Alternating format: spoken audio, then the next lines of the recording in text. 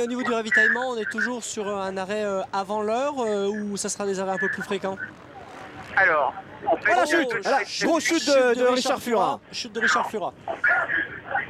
Allez, il va repartir, il a percuté un pilote attardé. José, oui, on revient avec toi Au niveau des arrêts. Sur les arrêts.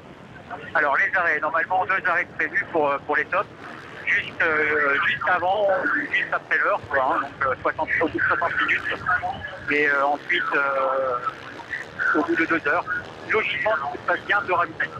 Ok, alors Richard justement est reparti, hein, il regardait sa moto, mais apparemment il n'aurait pas perdu de place, mais Adrien est juste...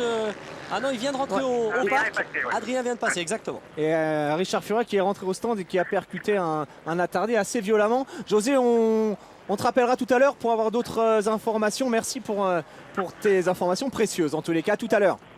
À tout à l'heure, merci. Alors, le leader, hein, c'est Antoine Méo. Richard Fura, on a vu cette image hein, impressionnante.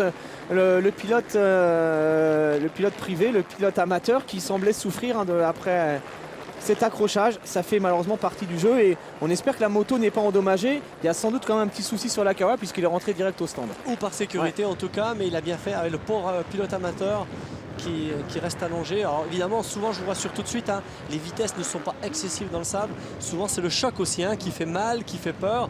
Et on est un peu sonné, c'est des gens qui ne sont pas habitués. C'est un pilote qui a arrêté, Pierrick en fait, voilà, et qui est percuté par l'arrière. Exactement, donc là la faute évidemment hein, elle est à Richard. Alors pourquoi Richard sautait aujourd'hui, enfin tout de suite là, alors qu'au début de course il était très prudent? Tout simplement parce qu'Antoine Méo met la pression. Antoine Méo accélère, Antoine Méo commence à partir. Alors on n'a pas d'autre choix que justement d'augmenter un petit peu sa vitesse. Et de temps en temps on essaie de sauter et c'est pas la bonne solution. Vraiment Antoine fait un très très bon travail parce qu'il met la pression aux autres. Il roule très vite et lui pour l'instant il touche très peu de gens hein. Alors apparemment c'est l'abandon. Abandon pour Richard Fura. Ah, c'est une catastrophe hein. Vraiment c'est une catastrophe. Ah, quelle déception. Alors est-ce qu'il s'est un peu blessé? Est-ce que la machine est trop endommagée?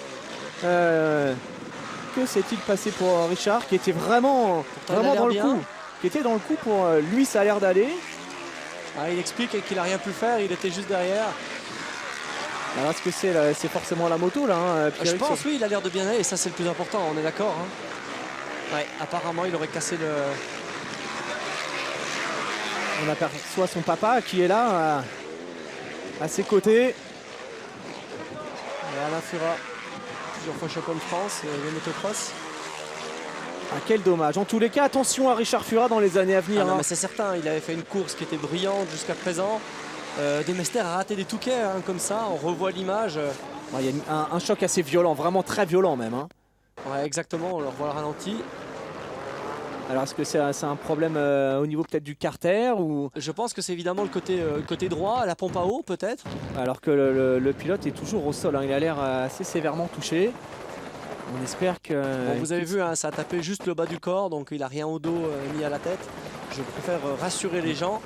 Il est retombé la roue avant, vraiment pile poil dans le repose-pied. Alors évidemment, hein, le choc et l'émotion sont au rendez-vous, mais il faudra problème plus grave qu'il que ça. Qu'il soit rapidement évacué. Donc ça nous a changé bien sûr le classement. Antoine Méo toujours devant. Alors ça y est, c'est confirmé au niveau du live timing. On a, semble-t-il, récupéré les bons classements.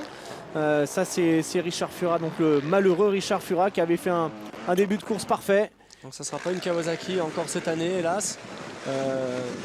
Mais vu la vitesse de Richard, je pense que les prochaines années devront être très très intéressantes. Donc on a donc Adrien Van Beveren qui a récupéré la deuxième place. Arnaud Dégousset, également le pilote Yamaha qui est probablement en 3e position désormais.